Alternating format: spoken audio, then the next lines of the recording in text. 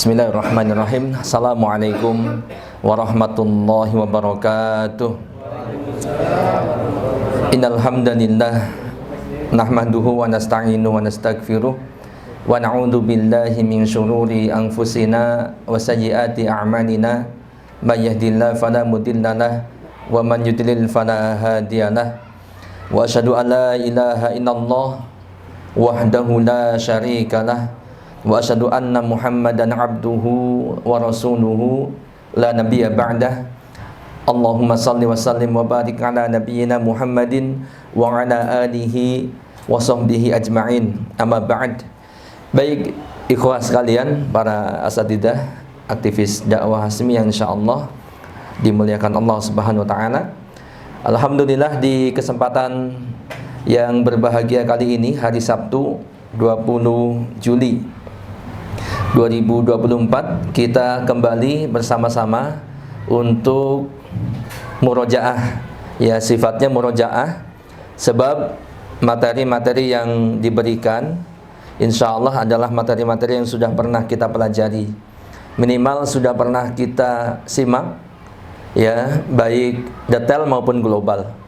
Dan alhamdulillah di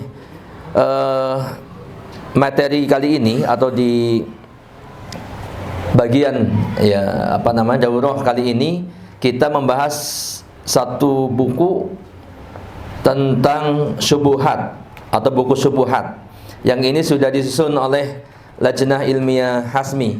Dan alhamdulillah kita bersyukur sekali kalau Anda perhatikan sekilas membaca buku yang ada di tangan antum, walaupun bentuknya sekarang masih ini ya, masih soft file ya. Dan Anda dikasih buku fisiknya ini, ya ini lumayan tebal, ya artinya banyak sekali ilmu yang akan kita dapatkan dari buku-buku ini, ya dari buku ini, dari bab-bab ini. Kemarin kalau Anda lihat, kalau sekarang Anda bagian ngalap berkah, kemudian tentang syariat, hakikat, makrifat dan karamat, ini di bab yang ke-9, berarti sudah dibahas beberapa bab yang lalu. Ya, ada tentang subhat Nabi Khidir masih hidup, kemudian ada subhat tentang wali Allah, ya, kemudian Allah turun di sepertiga malam, gitu ya, sudah ya, Mas Bur? Atau sebelumnya, Sir. Di daurah sebelumnya, tapi di buku yang sama, masuk buku ini kan? Sama. Oh, dari regu ini belum? Udah. Di daurah sebelumnya, Sir. Iya, daurah sebelumnya. Kok lupa ini? Banyak yang lupa. Itulah kenapa pentingnya murojaah. Jadi ya sekali lagi kita bersyukur ya, ketika ADP diwajibkan untuk ikut daurah. Ya. Karena memang murojaah penting. Kalau baru pekan yang lalu atau mungkin sebulan yang lalu, ketemunya per berapa bulan sekali? 1 bulan setengah, 1 tahap kalau di Mendik itu, di penyidikan itu. Per 1 tahap, kemudian antum sudah lupa lagi apa yang pernah dibahas dan apa yang sudah disampaikan pemateri. Ini berarti murojaah sangat penting. Dan memang begitu sifatnya ya. Supaya hidup ilmu di dalam diri-diri kita adalah jangan murojaah. Baik, ikhwah, kita akan membahas yang pertama tentang ngalap berkah. Ya, ngalap berkah. Di sini materinya sudah sangat lengkap, sangat bagus, masya Allah, luar biasa gitu ya. Ada 2 halaman setengah, 2 lembar setengah, mohon maaf, dari 4-5 halaman lah kurang lebih ya. Berbeda dengan buku-buku yang sebelumnya, buku bisi contohnya, itu kalau buku bisi sifatnya itu benar-benar poin-poin ringkas gitu ya. Tapi kalau buku syubhat ini karena memang butuh penjelasan yang lebih detail, jadi memang pembahasannya agak detail, agak rinci begitu. Nah, sehingga ini yang Anda maksud tadi, kita mendapatkan banyak sekali faedah daripada pembahasan di buku syubhat ini, gitu ya. Baik, ngalap berkah. Ngalap berkah itu asalnya dari bahasa Jawa. Ya, ini kalau kita lihat dari beberapa pembahasan di situs-situs internet banyak. Jadi ngalap berkah berasal dari bahasa Jawa, walaupun Anda sendiri ya bukan baru ya, maksudnya di tempat ana itu istilah ini kurang begitu familiar karena mungkin Jawa, kalau Jawanya ana Jawa Tengah dan agak ke barat gitu ya, perbatasan dengan Jawa Barat di Cilacap. Kata-kata ngalap itu tidak seperti apa yang dijelaskan dalam istilah ngalap berkah. Ngalap itu artinya ngambil, mengambil gitu ya. Jadi ini dari bahasa Jawa, mungkin bahasa Jawa entah Jawa Timur atau Jawa mana gitu. Mengambil barokah gitu. Jadi ngalap berkah. Dan ini sering digunakan istilah ini oleh para santri yang biasanya ngalap berkah kepada kiainya. Nah, kemudian secara umum banyak digunakan oleh sebagian kaum muslimin. Yang kalau kita lihat dari praktek-prakteknya, kalau antum lihat di YouTube misalkan atau di video-video, itu secara zahir itu banyak sekali terjadi penyimpangan atau sangat dikhawatirkan terjadi penyimpangan dalam ngalap berkah, ya, atau minimal sekali salah dalam ngalap berkah. Sebenarnya ngalap berkah kalau sesuai dengan syariat itu boleh, bahkan dianjurkan, gitu ya. Cuman nyatanya praktek dari sebagian kaum muslimin justru banyak yang menyimpang. Ya, seperti terjadi contoh ngalap berkah misalkan di kuburan wali, kuburan orang soleh. Benar nggak? Banyak nggak terjadi? Atau kuburan habib misalkan atau habaib. Dan itu banyak. Antum lihatlah di YouTube, itu bukan rahasia lagi, bahkan mungkin bagian dari syiar mereka gitu ya. Karena mereka meyakini demikian, itu benar-benar ngalap berkah. Ya, ngalap berkah, mengambil berkah atau mencari keberkahan, gitu kan? Nah, nanti kita akan lihat. Nah, oke, sebelum kita masuk ke sana, kalau contoh tadi banyak sekali. Bahkan biasanya kuburan ya atau satu situs yang dikeramatkan tadi yang dianggap bisa memberikan berkah itu biasanya dikelola ya oleh satu pemerintah daerah atau suatu lembaga pengelola yang kemudian biasanya itu dibisniskan begitu ya, atau ketika ada orang yang berziarah biasanya berbayar gitu ya, nanti atau ada infak atau ada apa dan seterusnya. Nah, bahkan belum lama kemarin ada orang yang mengupload status di Facebook bahwa di dalam ziarah kubur ngalap berkah itu ya, tiap-tiap yang datang itu ditawarkan. Jadi kalau misalkan doanya pengen dikabulkan, silahkan bayar sekian gitu. Begitu. Nah, orang yang upload ini dia nggak mau bayar gitu. Karena mungkin entah dia nggak percaya karena masih dapat hidayah gitu ya. Kemudian dia memilih tidak bayar dan pergi gitu ya. Sedangkan teman-temannya yang lain banyak juga yang rela membayar ya, supaya dengan keyakinan bahwa doanya akan dikabulkan, keinginannya, hajatnya akan dikabulkan ataupun dimudahkan ya. Dan ini jelas ini adalah suatu pembodohan ya, dan lebih kepada mencari keuntungan untuk oknum para pengelola itu. Baik, kita coba akan lihat, Ana punya coretan barangkali bisa membantu ya. Nanti kita akan bersama-sama. Jadi barokah itu secara bahasa berasal dari kata, kelihatan nggak? Kelihatan ya sebenarnya. Gedein dikit. Berasal dari kata al-birkah. Al-birkah itu kumpulan air yang banyak gitu ya, atau boleh dibilang kayak danau gitu ya. Kemudian mungkin setu kalau di kita ya. Itu asalnya dari kata al-birkah gitu. Ya. Nah, kemudian yang kedua, asal katanya juga dari kata burukul ibil. Menjerumnya apa? Unta, menjerumnya unta. Nah, nggak tahu ini filosofinya seperti apa. Apakah unta yang menjerum itu berarti ada keberkahan sebagaimana? Nah, apakah ada hubungannya antara untanya Rasulullah SAW ketika berhijrah, ya, yang kemudian menjerum di suatu tempat, yang kemudian tempat itu dijadikan dibangun masjid, kan begitu, Masjid Nabawi. Nah ini asal katanya ya. Jadi barokah itu asal katanya al-birkah atau burukul ibil, begitu. Nah, adapun ngalap tadi kalau secara ringkasnya ini mencari ya, apa namanya, maknanya atau artinya secara bahasa. Kemudian ada yang mengatakan bahwa ngalap di sini adalah salah satu bentuk perantara menuju kepada Allah Subhanahu wa taala agar doa dan permohonan dikabulkan. Kurang L ya. Benar. Dikabulkan. Jadi ini.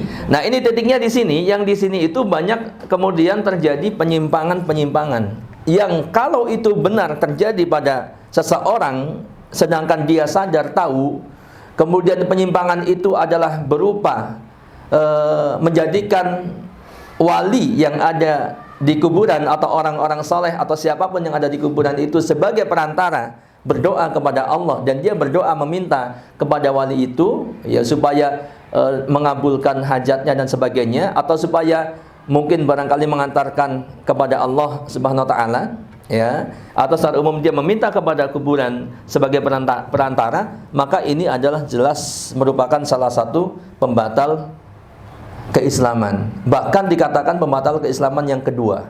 Jadi kalau ada 10, saya punya catatan, punya materi pembatal keislaman. Ada 10, dan yang kedua adalah antum lihat di situ ya. Asani man ja'ala bainahu wa bainallah wasa'ita. Ya. Jadi siapa yang menjadikan perantara-perantara antara dirinya dengan Allah, ya, perantara-perantara, kemudian di mana dia yad'uhum wa yas'aluhum asy-syafa'ah wa yatawakkalu 'alaihim kafaru ijma'an. Ya, di mana dia berdoa kepada mereka, meminta syafaat kepada mereka dan bertawakal kepada mereka, maka dia kafir berdasarkan ijma'. Gitu ya. Walaupun bukan berarti antum setelah ini ngelihat orang yang ziarah kubur ke makam wali keramat terus langsung dikafirkan, enggak. Tapi ini sebagai warning buat kita semuanya, jangan sampai kita ya kemudian saudara kita terjatuh pada pembatal keislaman yang kedua ini. Ya, menjadikan, dan biasanya orang-orang yang punya keyakinan seperti itu, yang mereka yang punya keyakinan kuat tentang keberkahan-keberkahan seperti ini ya, atau ngalap berkah seperti ini, biasanya arahnya ke sana, sehingga tidak jarang kemudian mereka meminta kepada orang yang ada di dalam kubur ya, baik syekh, wali, kemudian ataupun yang lainnya, termasuk kepada para nabi pun tidak boleh, tidak dibenarkan. Begitu. Baik, kita kembali ke sini ya. Nanti ini pembahasan di file ana tidak berbeda sebenarnya dengan yang ada di buku ya, tinggal nanti saling melengkapi aja gitu ya. Adapun secara istilah ngalap berkah itu berarti kalau di sini dikatakan talabi ziyadatil khair atau talab ziyadatil khair gitu ya. Yaitu mencari tambahan kebaikan, dan kebaikan itu menetap. Ngalap berkah berarti mencari kebaikan ataupun keberkahan yang lebih banyak dan lebih langgeng atau menetap. Karena barokah itu kebaikan yang terus bertambah dan dia menetap. Begitu ya. Ini berkah. Nah, di sini yang perlu kita ketahui, penting untuk kita ketahui ya, tadi yang Anda katakan bahwa secara umum ngalap berkah itu memang ada yang dibolehkan ketika sesuai dengan syariat, gitu ya. Makanya kita akan lihat di sini ya gambarannya. Ini sengaja Anda pakai coretan drawing ya supaya lebih alami. Gini. Jadi kaidah penting dalam mencari barokah supaya kita tidak terjatuh kepada kesalahan, kekeliruan. Yang pertama bahwa Allah adalah wahibul barokah. Ya. Allah itu adalah wahibul barokah. Allah itu yang menentukan berkah atau tidaknya segala sesuatu. Gitu. Jadi Allah yang menentukan itu. Artinya apa? Ya, Allah itu bisa menentukan ya dengan khabar dari Al-Qur'an ataupun dari As-Sunnah. Begitu. Nah, ini catatannya. Yang pertama. Ya, kenapa Allah? Ya, karena Allah memang sumber berkah gitu. Dikatakan dalam surat Al-Imran, biyadikal khair, di tangan engkaulah segala kebaikan, gitu ya. Kemudian tentang Allah bagaimana dalam surat Al-Mulk, tabarakalladzi biyadihil mulk, gitu kan? Ya, Maha Suci Allah atau Maha Berkah Allah yang di tangannya segala kerajaan dan seterusnya. Kemudian banyak di dalam Al-Qur'an bahwa Allah adalah tabarak, gitu kan? Tabarakalladzi, begitu dan seterusnya. Nah, Kemudian yang kedua, kaidahnya adalah Allah menurunkan keberkahan kepada sebagian makhluknya. Nih, Allah menurunkan keberkahan kepada sebagian makhluknya. Ya, cuman tadi kembali ke sini bahwa yang ditentukan keberkahan itu adalah yang menentukan adalah Allah berdasarkan Al-Qur'an ataupun hadis atau as-sunnah. Kan begitu. Tidak semua orang kemudian boleh menentukan bahwa ini berkah, itu berkah. Ya, sembarang kemudian menentukan berkah walaupun dengan firasat sekalipun manusia, gitu ya. Tidak demikian. Nah, contoh misalkan ada sebagian makhluk-makhluk Allah yang Allah berikan berkah atau dinyatakan keberkahannya. Yang pertama keberkahan kurma, gitu kan? Keberkahan kurma itu dinyatakan dalam hadis, ya. Bahkan di dalam ayat Al-Qur'an, begitu. Misalkan dalam hadis Nabi SAW, ya, beliau bersabda, sesungguhnya ada di antara pepohonan yang maknanya ada di antara pepohonan satu pohon yang tidak gugur daunnya, pohon ini seperti seorang muslim. Maka disebutkan kepadaku apa pohon tersebut, ya. Mohon maaf. Maka Rasulullah mengatakan, maka sebutkanlah kepadaku apa pohon tersebut. Ini gaya bahasa Rasulullah SAW dalam menyampaikan suatu informasi, ya, suatu ilmu supaya ada perhatian dari audien atau mad'u. Ya, seperti kalau begini kan antum jadi apa ya, gitu ya. Jadi ada satu pohon yang di antara pohon-pohon itu yang daunnya tidak gugur, kemudian sifatnya itu seperti seorang mukmin, ya, seperti seorang muslim. Maka kata beliau, sebutkanlah kepadaku apa pohon tersebut. Ya, apa kata dalam hadis ini? Lalu orang-orang kemudian menerka-nerka bahwa pohon itu adalah pohon wadi. Ya, adapun Abdullah berkata, lalu terbesit dalam diriku pohon itu adalah pohon kurma, namun aku malu untuk mengungkapkannya. Kan kita sering begitu ya, kayaknya jawabannya kurma deh, tapi nggak berani menyampaikan, ya.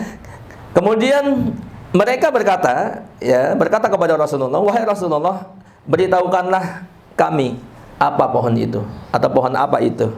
Lalu beliau bersabda, ia adalah pohon kurma. Gitu, ya. Nah, ini di antara dalil. Kemudian dalam surat Ibrahim ayat 24-25 yang kita tahu tentang bagaimana Allah memberikan permisalan, ya, tentang kalimat thayyibah, ya, seperti sebuah pohon yang baik, gitu kan, yang akarnya teguh dan cabangnya menjulang ke langit. Pohon itu memberikan buahnya pada setiap musim dengan seizin Rabb-nya. Allah membuat perumpamaan-perumpamaan itu untuk manusia supaya mereka selalu ingat. Ya, kemudian dalam penjelasan atau tafsirnya itu dikatakan pohon itu adalah pohon kurma. Kemudian tentang kurma ajwa, yang barang siapa di pagi hari, ya, mengkonsumsi 7 butir kurma ajwa, maka pada hari itu dia tidak akan terkena racun ataupun sihir. Ini berkahnya, ya, diantaranya gitu. Nah, kemudian yang kedua adalah air zam-zam. Anak singkat aja ya supaya ini. Jadi ada kurma. Nanti kalau dalil-dalil antum kan udah pada terbiasa mencari dalil, gitu ya. Kemudian air zam-zam. Air zam-zam ini ya, air zam-zam itu sesuai dengan apa yang diniatkan oleh yang minumnya. Jadi kalau antum minum air zam-zam, contoh misalkan, ya, untuk menyembuhkan sakit, maka insya Allah sembuh, gitu ya, biidznillah, gitu kan. Kemudian keberkahan zaitun pun demikian, zaitun ini dalam hadis, dalam Al-Quran disebutkan, ya. Kemudian keberkahan tempat diantaranya Mekah, Madinah, Masjidil Haram, Masjid Nabawi, Masjidil Aqsa, masjid secara umum, kemudian Arafah, gitu ya, atau padang Arafah dan lain-lain. Ini tempat. Kemudian waktu, ya, pun demikian. Allah memberikan keberkahan kepada sebagian waktu yang Allah tentukan, ya. Contohnya Ramadan, jelas bulan Ramadan bulan berkah, gitu kan, syahrun mubarak. Kemudian 10 hari pertama bulan Dzulhijjah, pada asar, hari Jumat, sepertiga malam terakhir dan lain-lain. Jadi ini kaidah yang kedua, Allah menurunkan keberkahan kepada sebagian makhluknya. Ya, cuman ini yang menentukan, karena yang menentukan adalah Allah, maka harus berdasarkan Al-Quran dan hadis tentang informasi keberkahan itu. Selain itu maka tidak bisa diklaim sebagai mengandung barokah.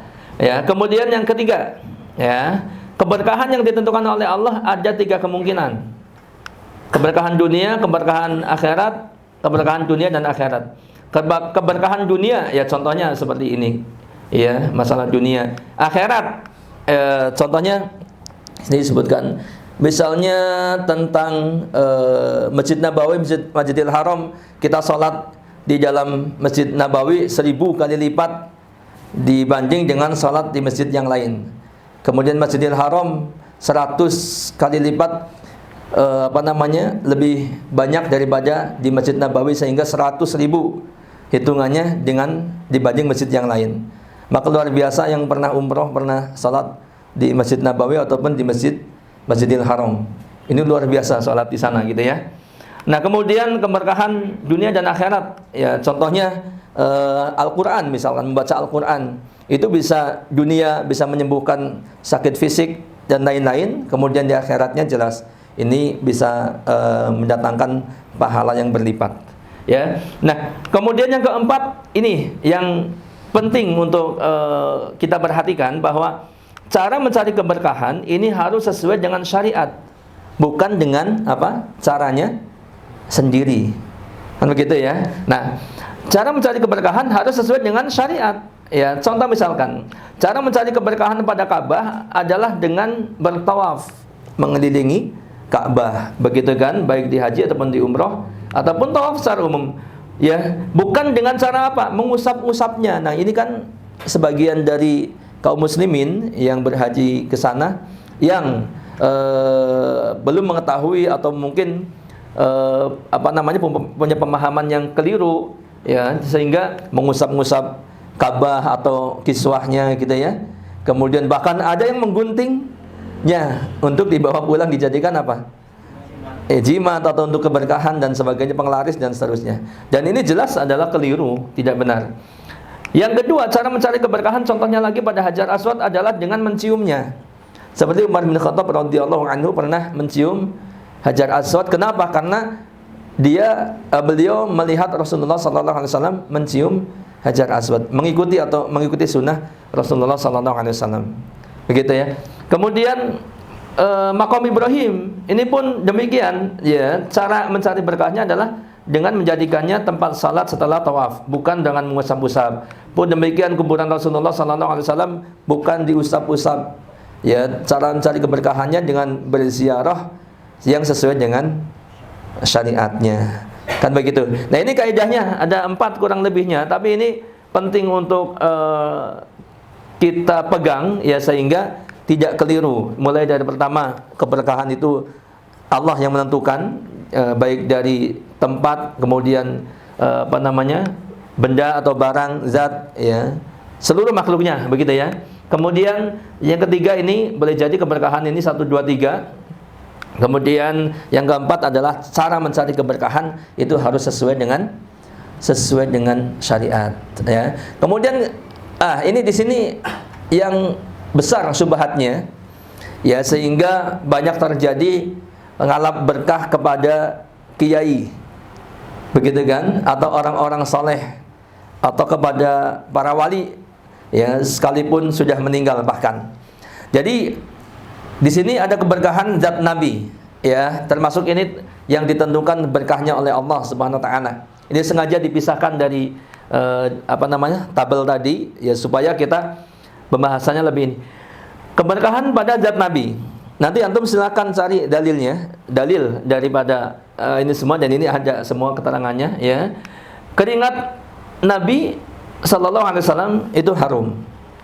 Ya, yang seharusnya keringat orang itu baunya enggak sedap, tapi beda, keringat Nabi harum, gitu ya. Dan itu demikian, ya. Banyak para sahabat yang kemudian, nah ini nomor 3 ini, ya. Pernah suatu ketika itu ada nggak dikisahkan di sini, ya, tentang Rasulullah itu menginap, ya, kemudian ada di sini ya, di buku, ya, kalau nggak salah nanti dibaca, ya. Beliau tidur dan berkeringat, kemudian dikumpulkan, ya, keringat itu, ya, karena keringat Nabi tadi mengandung berkah, gitu ya. Nabi SAW sengaja membagikan rambutnya. Ya, sebagian sahabat menyimpan mengumpulkan keringat Nabi. Para sahabat sengaja mengambil ludah atau dahak Nabi Sallallahu Alaihi Wasallam. Para sahabat rebutan bekas wudhu Nabi. Ya, sebagian sahabat sengaja memakai baju bekas Nabi Sallallahu Alaihi Wasallam. Kemudian Aisyah ketika meruqyah Nabi Sallallahu Alaihi Wasallam diusap dengan tangan Nabi. Nah, baik. Kemudian subhat-subhatnya nih dari sini lahir beberapa subhat. Yang ini ana salinkan dari buku kita ya, sebenarnya buku yang ada di tangan antum. Ana langsung ambil di poin ini. Ada subhat yang nomor satunya sebenarnya. Cuman ini yang terkait dengan zat Nabi. Subhatnya, mencari berkah telah dilakukan sejak di masa hidup Rasulullah Sallallahu Alaihi Wasallam. Betul memang tadi ya dari poin-poin itu. Karena memang pada zat Nabi itu ada berkah gitu. Para sahabat kalah berkah dengan fisik dan benda-benda peninggalan Nabi Sallallahu Alaihi Wasallam. Yang kedua, adanya riwayat tentang apa? Tabaruk, ngalap berkah dengan benda-benda peninggalan Rasulullah Sallallahu Alaihi Wasallam seperti tadi bajunya, rambutnya, ya, termasuk yang lainnya. Kemudian yang ketiga, adanya riwayat ngalap berkah di kuburan. Nah, ini subhat-subhat yang ada beredar. Kalau di mereka memang kalau antum mau baca yang memang situsnya dari mereka itu benar-benar dibahas dan diyakini demikian adanya sehingga mereka pun ya boleh dibilang semakin kuat, semakin ke sana makanya mereka semakin yakin, semakin kuat tentang ngalap berkah yang versi mereka yang sebenarnya ya perlu dikritisin atau harus diluruskan begitu ya. Kekeliruannya adalah mereka mengkiaskan sebagian orang-orang soleh, wali, ya, kemudian kiai, habaib dan seterusnya dengan Rasulullah Sallallahu Alaihi Wasallam. Ini mereka mengkiaskan demikian, ya. Nah, benarkah kias begitu, yang seperti itu? Apakah dibenarkan? Ya, ternyata tidak. Ya, hujahnya apa? Argumennya apa? Yang pertama, yaitu kias seperti ini, kalau otomatis semua orang soleh dikiaskan dengan Nabi, maka perlu diteliti, ya, perlu dikaji. Ternyata tidak benar. Yang pertama, kenapa begitu? Kita ketahui bahwa Abu Bakar, Umar, Utsman dan Ali radhiyallahu anhum, khulafaur rasyidin, yang ini dijamin masuk surga, ya, akan tetapi tidak dikiaskan keberkahannya seperti keberkahan Nabi Muhammad SAW. Ya, contohnya, buktinya apa? Ya, mana? Nah ini ya. Maksudnya tidak. Contohnya adalah tidak pernah ada riwayat misalkan dari sahabat yang di bawah ini kedudukannya kemudian mencari berkah kepada sahabat-sahabat ini. Kan begitu ya? Pernah ada nggak riwayat? Kalau ada riwayat sahih, pasti itu sudah masyhur di tengah-tengah kita. Pun demikian tidak ada sahabat junior, sahabat kecil yang kemudian mencari berkah kepada sahabat yang senior. Ya, itu tidak ada seperti itu. Oke, kemudian kalau misalkan yang dikiaskan adalah tingkat kesolehan ataupun akar kesolehan, ya, maka ini pun tidak benar. Ya, coba kita bandingkan. Benarkah tingkat kesolehan wali yang sekarang itu ya kemudian sama dengan kesolehan Nabi? Sama enggak? Enggak akan sama, enggak mungkin. Atau akarnya lah, akar solehnya itu sama gitu. Ya. Kalau misalkan akar kesolehan itu sama, oke lah, akar kesolehannya sama, berimannya kepada Allah, tauhidnya sama, kemudian syariatnya sama dan sebagainya gitu ya. Sama, maka ini pun tidak benar. Sebab kalau akar kesolehan, kalau begitu semua orang bisa diambil berkahnya, karena kita punya akar kesolehan yang sama. Betul nggak? Akar kesolehan kita itu sama, walaupun tingkatnya berbeda. Ya, sehingga kenapa mereka hanya mencari berkah kepada wali-wali tertentu saja, atau orang-orang tertentu saja, kuburan-kuburan tertentu saja. Sedangkan kalau yang dikiaskan adalah akar kesolehan, maka semua orang berarti bisa. Kuburan dimanapun berarti bisa, gitu kan? Atau orang bahkan kita kepada antum ini berarti bisa dong. Ya, diambil apanya? Berkahnya. Atau orang-orang itu mengandung berkah. Kan begitu. Nah, kemudian ini. Oh ya, ini yang nomor 3 ya. apa namanya? Jawabannya. Yang keempat, tidak bisa dilakukan karena tidak ada yang mengambil keberkahan pada sahabat Nabi setelah Nabi sallallahu alaihi wasallam. Keberkahan zat ini hanya untuk Nabi sallallahu alaihi wasallam. Nah, ini inti pokok daripada rambu-rambu ya ngalap berkah. Jadi ngalap berkah itu, dan antum pun tidak boleh kemudian antipati dengan istilah ngalap berkah. Ngalap berkah itu memang ada yang benar, ada yang salah gitu. Nah, yang benar seperti apa? Yang seperti tadi yang jadi ngalap berkahnya, meyakini keberkahan itu adalah apa yang diinformasikan, diberitakan atau ditentukan oleh Allah, berkah-berkah itu apa saja. Yang kedua, kemudian Allah memberikan keberkahan kepada sebagian makhluknya. Maka ada kurma, kemudian ada zam-zam, kemudian ada tempat dan sebagainya gitu ya, ada masjid, kemudian ada kota-kota tertentu yang dinyatakan berkah gitu ya. Kemudian keberkahan itu bisa keberkahan dunia saja, keberkahan dunia saja, kemudian akhirat saja, kemudian dunia dan akhirat.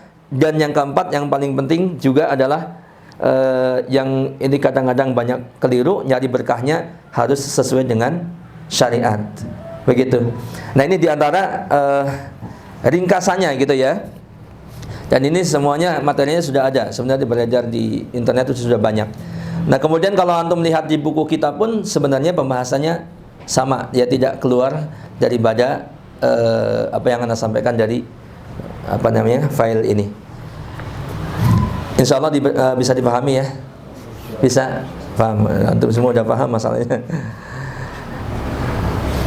Tinggal antum memperbanyak itu apa namanya kasus-kasus yang terjadi ya. Kalau untuk penyampaian materi kepada yang lain biasanya dikuatkan ini, antum buktinya lihat. Kalau antum mau lihat di YouTube banyak sekali ya, bahkan mungkin ada yang terang-terangan mungkin dijaharkan meminta juga kepada wali-wali itu. Dan memang tidak sedikit yang meyakini demikian gitu ya. Baik, kita sampai jam 9 ya. Ada 2 materi lagi, insya Allah ini ringkas-ringkas. Sekarang kita masuk di bab syariat, hakikat, dan ma'rifat. Syariat, hakikat, dan ma'rifat ini tidak ada di file. Maksudnya Anda tidak buat coretannya, tapi insya Allah ini cukup untuk disampaikan verbal ya. Kita akan lihat bersama. Antum juga bisa lihat materi di buku antum masing-masing. Biar nggak konsentrasinya nggak ini, kita close aja ya ininya. Nanti kalau yang mau minta file boleh ke Ana.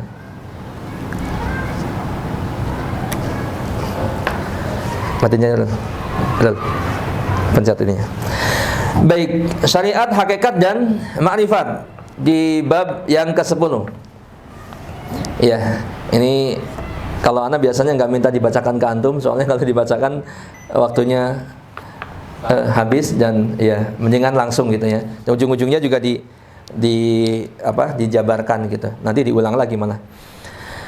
Syariat, hakikat, dan ma'rifat. Syubhat yang ada di sini sebagian kalangan sufi. Lagi-lagi ini sebenarnya dengan hubungannya dengan sufi, termasuk tadi masalah ngalap berkah itu pun banyak ternyata kalau kita lihat yang melakukan adalah orang-orang yang condongnya kepada sufi.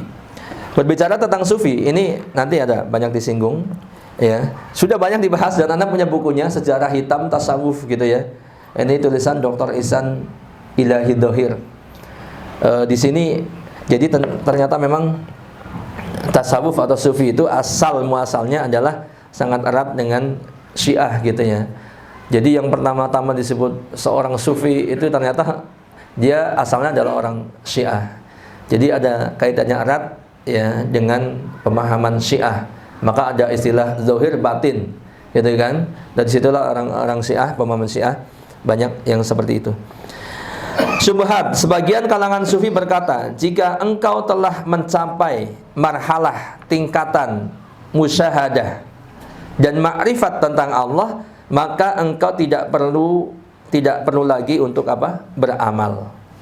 Jadi kalau seorang sudah pada tingkat musyahadah dan atau ma'rifatullah, ya, ma'rifat mengenal tentang Allah, maka sudah tidak perlu lagi beramal. Musyahadah itu hampir sama dengan mukasyafah, kasyaf. Jadi kalau di sini anak tambahkan itu, musyahadah artinya adalah menyaksikan secara jelas dan sadar apa yang dicari, apa yang dia cari, maksudnya adalah Allah, ya, atau penyaksian terhadap kekuasaan dan keagungan Allah, ya, ini musyahadah. Jadi penyaksian secara jelas dan sadar akan Allah, gitu ya, atau penyaksian terhadap kekuasaan dan keagungan Allah, ya. Dan juga bisa dimaknai dengan merasakan adanya kehadiran Allah Subhanahu wa taala seolah-olah, gitu ya.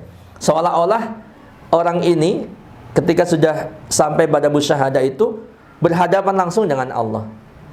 Ya, ini seolah-olah. Dalilnya adalah ihsan. Ya, anta'budallah ka'annaka tarahu. Fa ilam taroh, ya, ka'anahu yarok, gitu ya. Jadi seperti ihsan, gitu. Ini dalil atau dalih mereka, gitu. Nah, ini musyahadah atau mukasyafah, terbuka semua. Jadi nggak ada. Nah, tentang mukasyafah ini panjang lebar antum kalau mau baca. Jadi kenapa Allah kok bisa kasyaf, atau orang bisa kasyaf, bisa melihat langsung zat Allah? Ya karena memang nggak ada yang bisa menutupin zat Allah, gitu. Kalau ada yang menutupin zat Allah, berarti yang menutupin itu lebih besar daripada Allah, gitu. Nah, ini subhatnya mereka juga.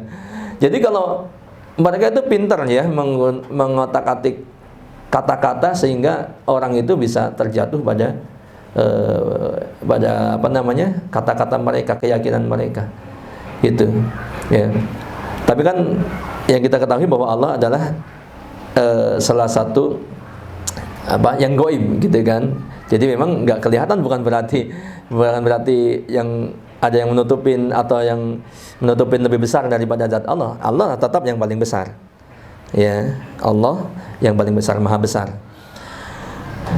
Nah, kemudian ini jadi subhat mereka itu, kalau orang sudah mencapai tingkatan ma'rifat, ya, maka mereka boleh tidak beramal, ya, boleh tidak sholat, boleh tidak puasa, boleh tidak haji, pokoknya semuanya, gitu ya.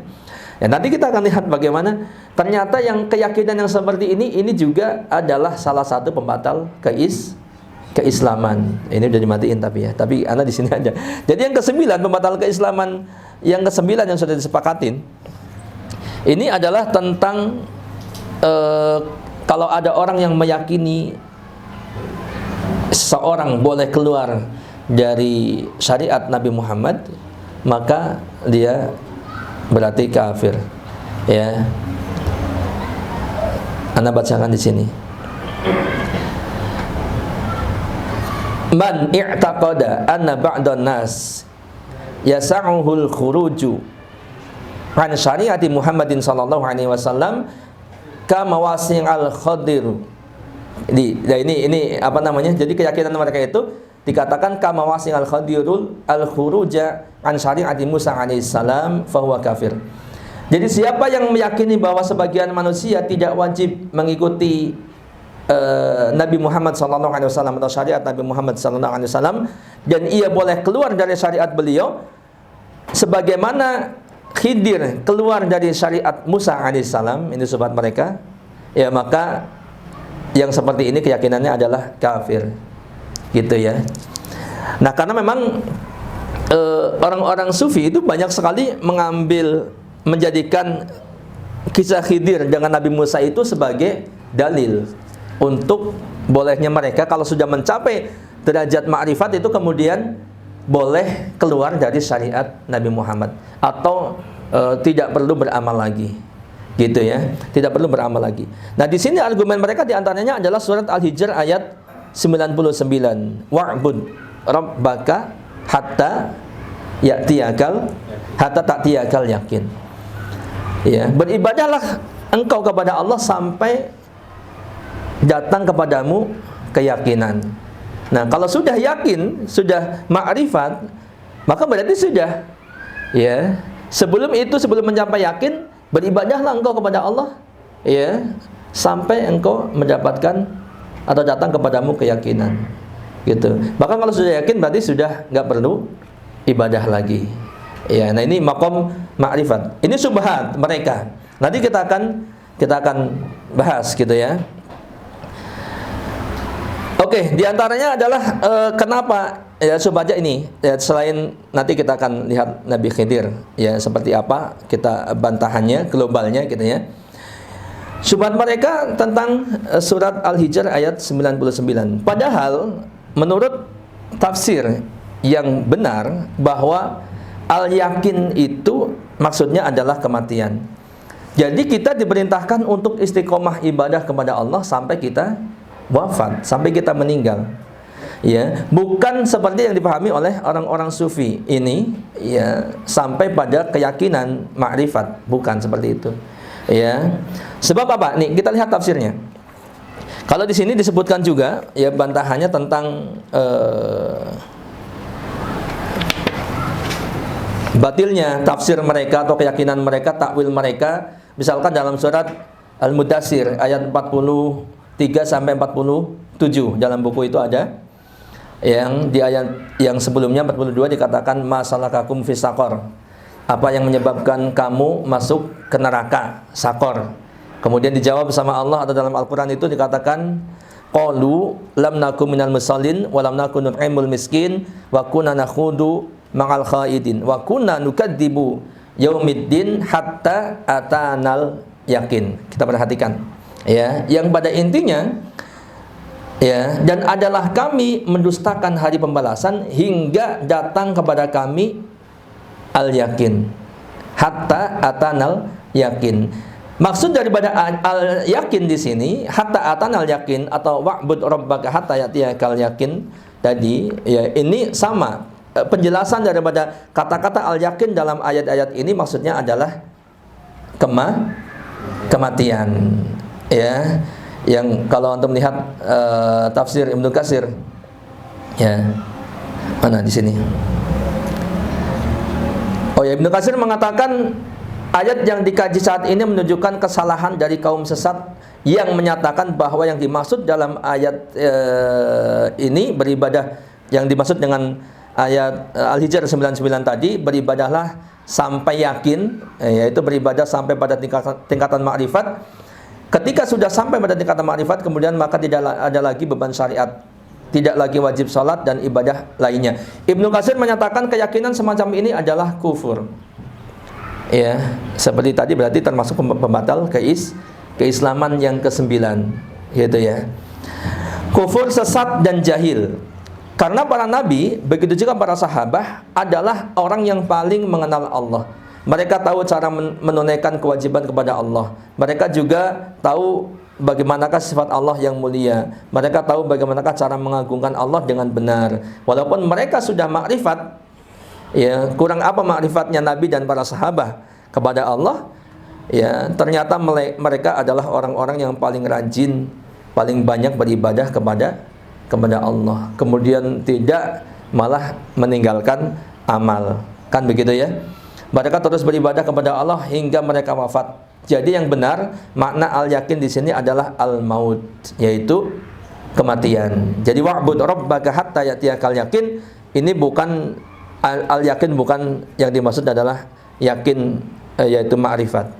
Tapi yang dimaksud adalah sampai datang kematian. Ya. Kemudian Anda tambahkan di sini hadis tentang bahwa al-yakin ini adalah maknanya adalah kematian, ya.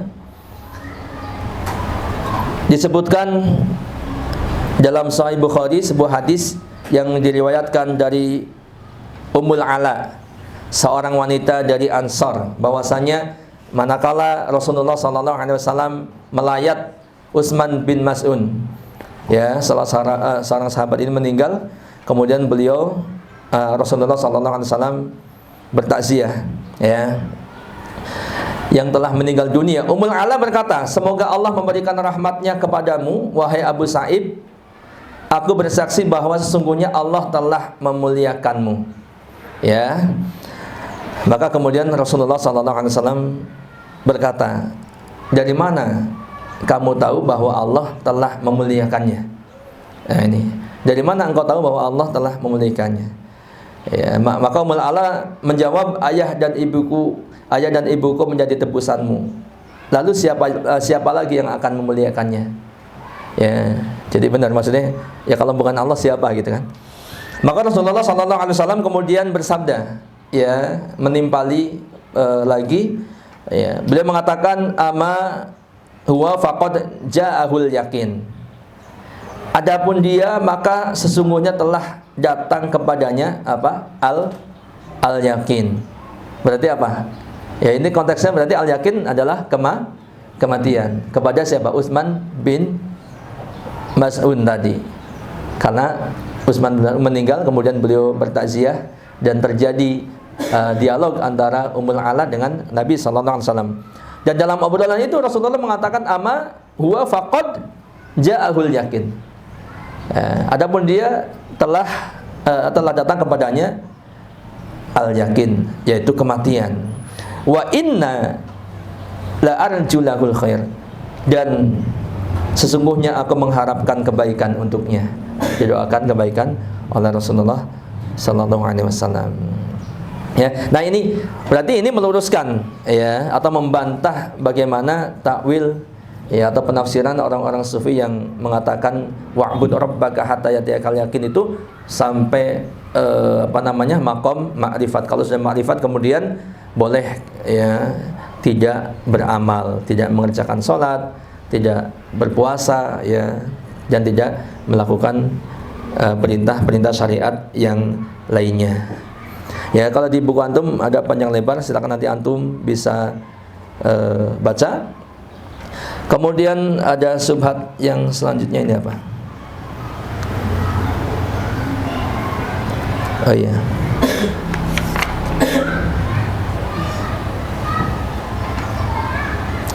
Nah, di sini dikatakan bahwa yang menentukan syariat dan hakikat. Jadi mereka itu membagi antara Islam itu ada syariat dan hakikat, begitu kan? Dan ini yang menentukan katanya adalah Rasulullah SAW dan datangnya dari Allah Subhanahu Wa Taala. Maka jelas ini adalah tuduhan, ya, tuduhan yang tidak benar. Ya, kalau begitu, kalau ada istilahnya, ya silakan. Ada syariat hakikat, seolah-olah Rasulullah itu masih menyembunyikan ajaran agama Islam. Sebab kalau sudah hakikat dikatakan itu, tidak semua orang mengetahui atau sampai pada makom hakikat. Sedangkan Islam itu bisa diketahui oleh semua orang, gitu kan, ilmunya ataupun ajarannya.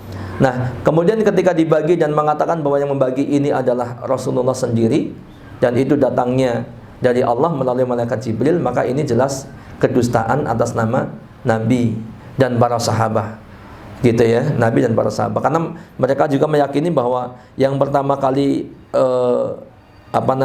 menerapkan ataupun sini katakan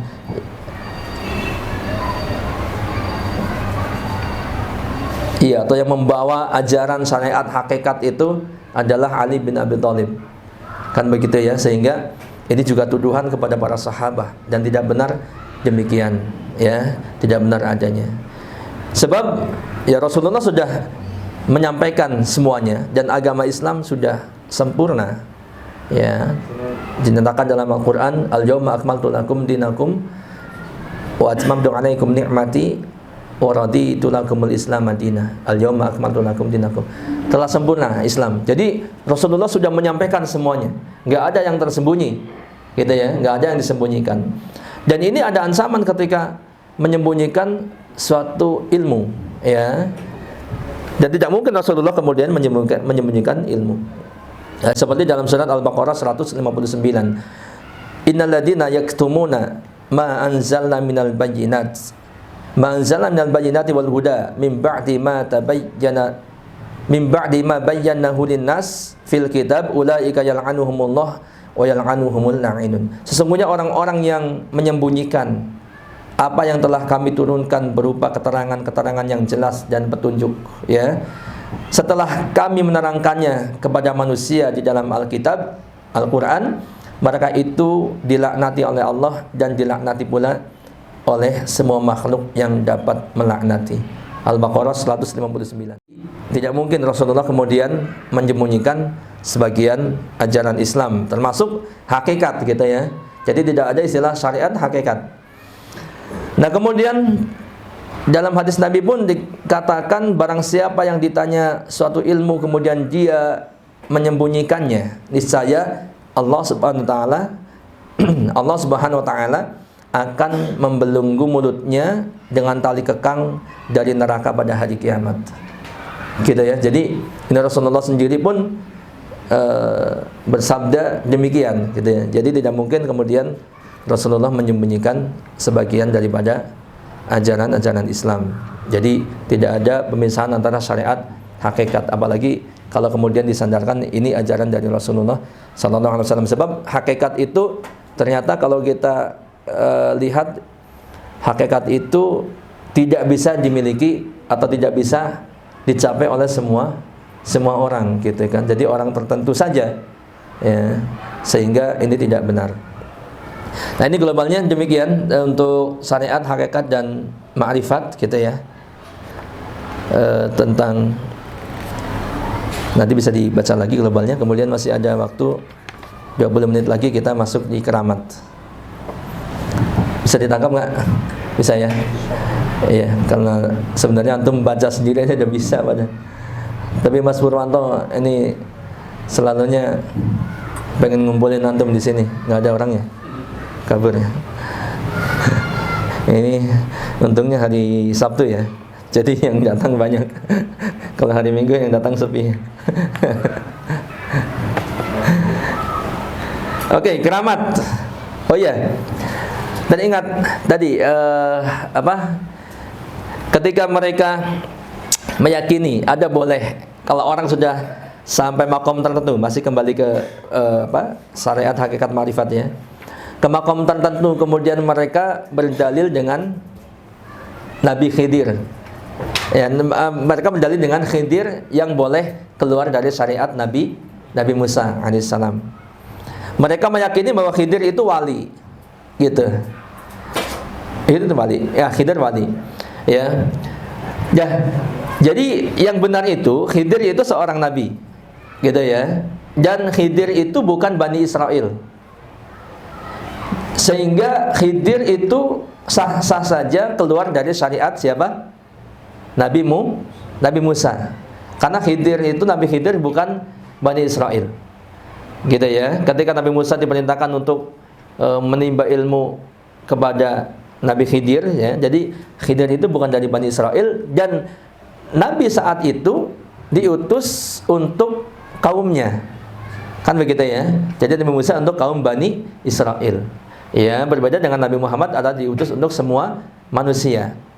Maka bantahan untuk mereka, kenapa Nabi Khidir keluar dari syariat Nabi Musa? Ya sah-sah saja karena Khidir itu bukan dari Bani Israel. Jadi bukan kaumnya Nabi Musa alaihissalam. Gitu. Nah, kemudian di antaranya lagi, tapi Nabi Khidir bukan seorang wali, bukan orang biasa, tapi ternyata adalah nabi. Ya. Jadi ketika melakukan yang berbeda dengan Nabi Musa, ya, contoh misalkan dalam kisah antara Nabi Khidir dan Nabi Musa itu kan kayak misalkan habis naik kapal, naik perahu, ya, kita sudah ditolong sama tukang perahu, tukang kapal itu malah kapalnya dirusak. Gitu kan? Betul nggak? Gitu. Kemudian apalagi ngelihat anak kecil yang nggak berdosa, belum berdosa, tahu-tahu dibunuh gitu, dipenggal. Ya, ada bangunan yang udah mau roboh, udah masuk satu kampung, ya, orang-orangnya nggak mau menjamu Nabi Musa dan Nabi Khidir, ya, yang harapannya akan dijamu dan sebagainya, ternyata nggak dijamu. Tapi begitu melihat di situ ada pagar yang mau roboh, malah ditegakkan lagi. Loh, padahal orang-orangnya nggak mau menjamu beliau berdua gitu kan. Tapi Nabi Khidir kemudian malah berbuat baik seolah-olah gitu ya, berbuat baik yaitu dengan menegakkan pagar yang roboh, yang mau roboh itu. Ya, nah Itu semua kan dilakukan dan itu berselisih dengan ajaran Nabi Musa alaihissalam. Ya, katakanlah begitu. Nah, kemudian ternyata Nabi Khidir itu melakukan itu semua adalah atas perintah Allah. Ya, inilah yang menjadi bukti bahwa Nabi Khidir itu adalah nabi, bukan orang biasa, bukan wali. Ya, bukan wali, bukan sekedar wali. Karena kalau wali nggak dapat wahyu dari Allah. Gitu ya. Jadi semua itu dilakukan adalah atas perintah Allah. Ya, dikasih tahu ada anak kecil, kemudian kenapa dibunuh? Karena nanti besarnya dia justru akan merugikan orang tuanya. Ya. Kemudian tadi kapal kenapa dirusak? Ya, karena Nabi Khidir dikasih tahu bahwa di sini itu ada raja-raja yang suka merampas kapal-kapal yang bagus, ya. Sehingga kalau dirusak, kapal kelihatan jelek, kemudian tidak dirampas oleh raja atau penguasa. Ya, termasuk tadi bangunan pagar yang akan roboh kemudian didirikan karena di dalamnya itu, di bawahnya itu, di bawah tanah itu ada harta milik anak yatim. Ya, dan saudara itu dikasih tahu oleh Allah Subhanahu wa taala. Gitu. Nah, sehingga ketika mereka berdalil dengan Nabi Khidir, buktinya boleh. Ya, tadi karena Nabi Khidir itu bukan umatnya Nabi Musa alaihissalam. Nah, adapun Nabi Muhammad SAW, maka jelas ini diutus untuk seluruh manusia, dan siapa yang mengaku muslim maka dia wajib mengikuti syariat beliau sampai meninggal. Ya, kalau ada orang yang meyakini boleh keluar dari syariat Rasulullah atau boleh tidak mengerjakan syariat Rasulullah SAW, ya, padahal dia muslim, maka jelas statusnya batal keislamannya, termasuk pembatal keislaman yang ke-10, ke-9 Mas, ke-9. Ya, begitu kurang lebih tambahannya ya. Baik, yang terakhir keramat. Ini keramat yang dibahas apa ya? Ya, kalau antum simpulkan dari keramat, dan ini memang sedikit ya. Keramat itu kan karomah gitu ya. Karomah, dan karomah kemarin sudah bahas kalau tidak salah di bab sebelumnya. Jadi di sebagian kaum muslimin pun di kita ini banyak orang yang meyakini sebagian tempat, ya khususnya kuburan-kuburan orang-orang soleh itu mengandung keramat, karomah gitu kan. Ketika keramat itu memang imbasnya itu banyak sekali. Kalau orang sudah meyakini keramatnya suatu tempat, itu bukan hal yang biasa. Boleh dipastikan jatuhnya kepada kesyirikan. Ya. Datang ke kuburan keramat, datangnya untuk apa? Ya, pasti adalah untuk hajat, untuk keperluan, untuk kebutuhan.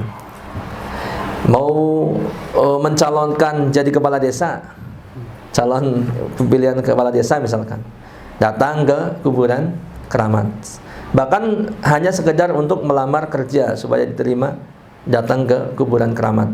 Ya. Di kuburan keramat kemudian melakukan ritual. Ada yang semedi, ada yang sekedar datang kemudian berdoa, berkeluh kesah. Ya. Jadi berdoanya memang yakin sekali itu adalah kepada kuburan keramat itu. Ya. Kalau berdoa kepada Allah, kenapa mesti ke situ gitu kan? Kenapa nggak malah justru ke masjid? Contoh misalkan. Atau minimal sekali menjadikan orang yang di kuburan itu sebagai sebagai perantara, ya. Ataupun kalau nggak berdoa, melakukan ritual sesajen dengan keyakinan tertentu, dengan petunjuk-petunjuk dari paranormal yang ada di sekitar, dengan berdasarkan pengalaman mereka. Jadi kalau mau begini begitu, sesajennya ini itu, gitu kan? Dan itu semuanya dari setan, bisikan setan, kan begitu. Nah, ini dikeramatkan. Kalau kita baca subhat di sini, subhatnya adalah barang atau tempat dari pemilik yang dianggap suci adalah suci dan bertuah serta dapat memberikan efek magis dan psikologis kepada pihak lain. Maksudnya gimana ini? Jadi barang atau tempat dari pemilik, kalau ada orang yang misalkan entah sudah meninggal atau belum meninggal gitu. Ada orang dianggap suci, dianggap orang khusus, kemudian punya barang atau tempat gitu ya. Itu diyakini suci dan bertuah serta dapat memberikan efek magis, magic gitu ya, dan psikologis kepada pihak lain. Gitu ya. Keramat, antum tahu lah, contoh yang mudah memang tempat yang dikeramatkan. Dan anda rasa di masing-masing daerah biasanya ada. Termasuk di tempat anak ada kuburan itu di tengah sawah gitu ya.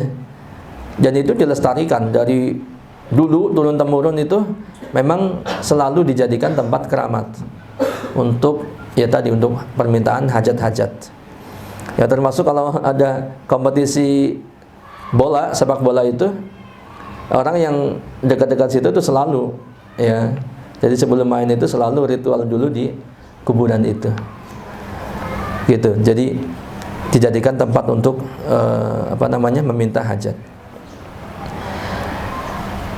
Argumen syubhat mereka, kisah tentang tongkat Nabi Musa yang memiliki efek magis kemudian menjadi ular, dan juga unta Nabi Saleh yang juga memiliki efek magic dan psikologi.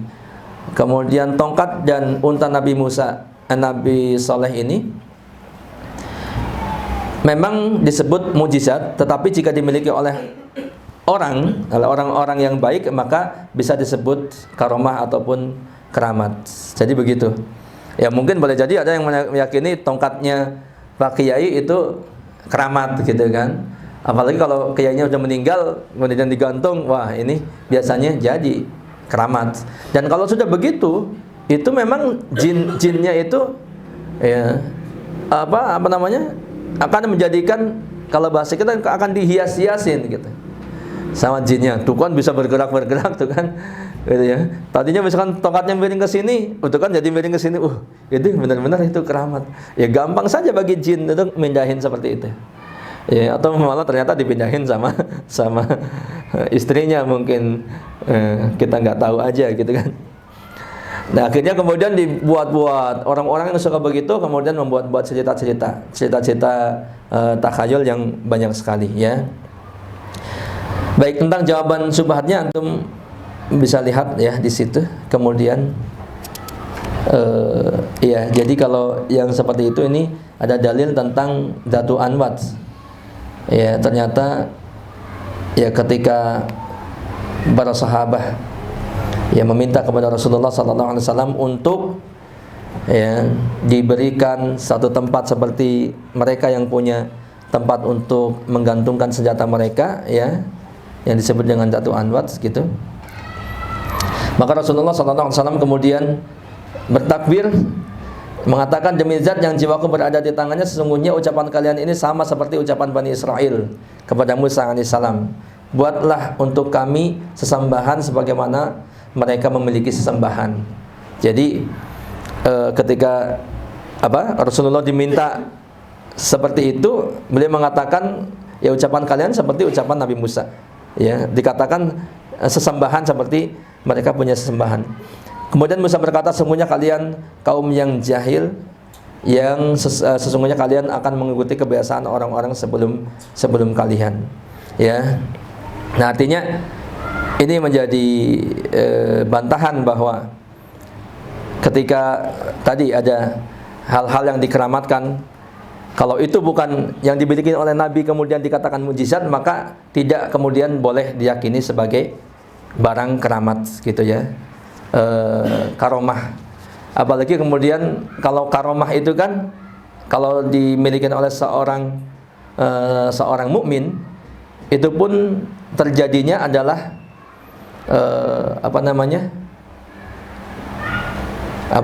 tiba-tiba gitu ya. Jadi bukan sesuatu yang kemudian diusahakan ya, atau dipelajari sampai tingkatan tertentu kemudian muncullah atau lahirlah karomah. Ya, ilmu tertentu dipelajarin, didalamin, kemudian apalagi pendalamannya tidak sesuai dengan syariat, kemudian bisa terbang, bisa berjalan di atas air, bisa berjalan di atas bara, bisa berjalan di atas paku-paku yang tajam, kemudian itu karomah. Bukan demikian. Ya, tapi karomah itu adalah spontan gitu ya. Jadi langsung Allah berikan, di mana saat itu si hamba itu membutuhkan pertolongan dari Allah Subhanahu wa taala. Ya, tiba-tiba gitu. Misalkan terdesak banget seorang yang saleh, ya, seorang dai, syekh, ya, yang saleh tadi, kemudian tiba-tiba mendapatkan sesuatu yang sangat sulit dalam entah perjuangannya kah, kehidupannya kah, gitu kan, atau menghadapi musuh-musuhnya. Nah, tiba-tiba datang pertolongan dari Allah, itulah karomah. Jadi bukan setiap saat ada orang yang meludah kemudian jadi karomah, atau ininya ya, keramat karomah gitu kan. Tidak demikian. Wallahu a'lam bishawab. Ini sedikit tentang keramat karomah, nanti antum bisa berdalam lagi, tapi pada intinya di pembahasan yang ngalap berkah dan syariat hakikat, ya, ini yang banyak terjadi penyimpangan-penyimpangan, jadi perlu disampaikan ya, karena antum juga dai dan antum bersinggungan dengan banyak orang dan banyak realita yang antum bisa saksikan secara langsung ataupun dari media gitu ya, di dunia maya. Itu ya sebisa mungkin kita meluruskan, walaupun harus tetap berhati-hati, sebab tidak mudah meluruskan hal-hal yang demikian. Antum niatnya meluruskan, nanti malah antum juga tidak akan lepas dari hujatan netizen yang banyak gitu ya. Walaupun antum benar, ya tetap cara-caranya harus dengan cara yang santun. Ya, jangan kemudian mengkafirkan secara sporadis gitu ya, dan seterusnya. Tapi secara intinya ini adalah warning buat kita, ya, peringatan buat kita, bahwa kita harus meluruskan semua itu, atau jangan sampai terjadi pada kita dan kemudian keluarga kita. Wallahu a'lam bishawab. Sampai jam 9 ya. Anda rasa tidak perlu ada pertanyaan, dan anda rasa pertanyaannya pun insya Allah antum semua sudah paham gitu ya. Kemudian kalaupun bertanya, kalau nggak bisa jawab juga percuma gitu ya. Tapi anda rasa semuanya sudah lengkap. Atau ada yang mau bertanya? Pak Arul biasanya nih rajin yang bertanya nih. Atau mau istirahat? Habis ini istirahat ya? Oh gitu. Iya. Halo? Nggak bertanya, saya cuma mau menyampaikan pernyataan. Kalau seperti yang tadi ngalap berkah kan, akar kesalahan yang sama itu pada setiap muslim, ngalap berkah bisa berarti sama setiap orang. Iya. Nah, kan ada hadisnya kalau kita tersenyum sama seorang muslim sama saja dengan beribu sedekah atau sedekah. Iya. Jadi itu caranya saja yang berbeda mungkin yang dilakukan. Iya. Sama seperti dengan makrifatnya juga, seperti kalau dia sudah sampai di tahap makrifat ataupun sudah melihat wujud Allah, kan berarti dia udah nggak di dunia itu kan. Melihat Allah itu kan di surga. Iya. Gitu. Berarti apa Makrifat. Pernyataannya benar, cuma pemahaman yang mendengarkan yang salah gitu. Iya. Iya begitu. Secara tadi garisnya memang, jadi ngalap berkah itu ada yang benar, ada yang salah gitu. Jadi tidak salah kalau istilahnya ngalap berkah, tidak salah. Tapi begitu rinciannya, ada caranya yang salah, ada keyakinan yang salah. Tadi jadi pengkiasan antara selain Nabi dengan Nabi Muhammad SAW, yang mau dikiaskan apanya nih? Apakah kesolehannya, tingkat kesolehannya? Nggak mungkin dong, nggak ada yang bisa menyamahin tingkat kesolehan Nabi Muhammad. Bahkan para sahabat pun tidak demikian. Apalagi orang-orang setelah sahabat, seperti katakanlah para kiai yang sekarang, kemudian para wali, itu tidak sama solehnya dengan Nabi Muhammad SAW. Oke, kalau bukan itu, kemudian apa akar kesolehannya yang menjadikan kias sehingga seseorang itu bisa dikatakan boleh diambil berkahnya? Apakah akar kesolehan gitu kan? Akar kesolehan si wali A, si wali B, itu akar kesolehannya. Nah, kalau akar kesolehan itu sama, ya semuanya masing-masing punya akarnya gitu kan. Nah, wali A, wali B punya akar kesolehan sama dengan Rasulullah SAW. Kita pun sama punya akar kesolehan. Kalau begitu, ya ngalap berkah itu bisa dong dilakukan kepada semua orang, gitu. Seolah-olah begitu. Tapi kenapa? Ternyata keyakinan mereka itu tidak begitu. Jadi pada orang-orang tertentu saja yang bisa diambil berkahnya gitu. Nah, ini berarti mereka itu tidak mengkiaskannya, itu tidak benar gitu. Ya. Maka jelas kemudian disimpulkan bahwa tidak bisa dikiaskan selain Nabi dengan Nabi. Ya, sehingga zat Nabi berkah betul, ya, tapi bukan berarti otomatis zat ataupun segala yang dimiliki oleh orang-orang saleh itu otomatis menjadi berkah sehingga bisa dialap berkahnya. Kan begitu, ya. Jadi makanya itu, kalau gitu sesama kita bisa ngalap berkah gitu ya. Nah, kalau masalah tadi senyum itu memang tapi kan kita bukan berarti wah, anak ngalap berkah kepada ini dari senyumnya Siswandi misalkan, kita fotoin kemudian kita pajang nih di foto profil. Barang siapa yang memajang senyumnya Mas Siswandi, maka akan gini-gini. Berkahnya apa misalkan? Berkahnya akan laris jualannya misalkan, akan rezekinya akan, itu berkahnya seperti itu misalkan. Maka ini jelas keliru, ya, tidak benar. Kurang lebihnya begitu, wallahu a'lam. Sudah jam 9 ya, nanti antum dirugikan sama anak. Tapi tadi pertama sudah dilonggarkan ya. Mungkin ini yang dapat disampaikan, wallahu a'lam bishawab. Ya, sekedar murojaah, pengingat, dan masing-masing kita juga memang sama lah, sama-sama belajar. Hanya bedanya kalau antum biasanya nggak akan mungkin mencari referensi lain karena nggak sempat. Yang isi materi biasanya walaupun dadakan tetap diusahakan untuk mencari tambahan. Ya, walaupun di tengah-tengah kesibukan masing-masing kita. Mudah-mudahan yang disampaikan bermanfaat untuk kita semuanya. Kita tutup. Subhanakallahumma bihamdika asyhadu an la ilaha illa anta astaghfiruka wa atubu ilaik. Wassalamualaikum warahmatullahi wabarakatuh.